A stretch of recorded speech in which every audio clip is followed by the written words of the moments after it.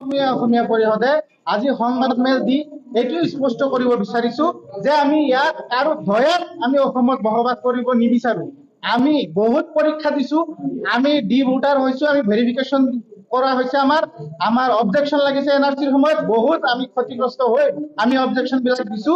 এতিয়া এনআৰচি লাগে আমাৰ, আমি আৰু বহুত পৰীক্ষা দি আমি এতিয়া নাগৰিক যে হওঁ এইটো আমি সকলোৱে বুজি পাইছে।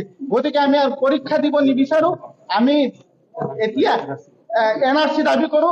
আমি ভাৰতৰ যি ভাৰত স্বাধীন হোৱাৰ যিসকল উত্তৰ পুৰুষ আছে ইয়াত হোৱাৰ পৰা সেইসকলক এই ভাৰতৰ নাগৰিক হিচাপে লৈ পেলাই বা ভূমিপুত্ৰ হিচাপে লৈ পেলাই এনআৰচি দিব লাগে।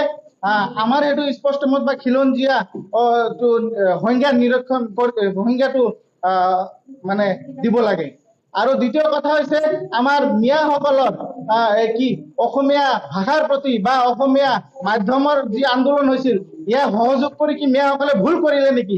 অসমীয়া জাতি যি ৰক্ষাৰ স্বাৰ্থত শ্ৰীমন্ত শংকৰদেৱৰ লগত সহযোগিতা কৰি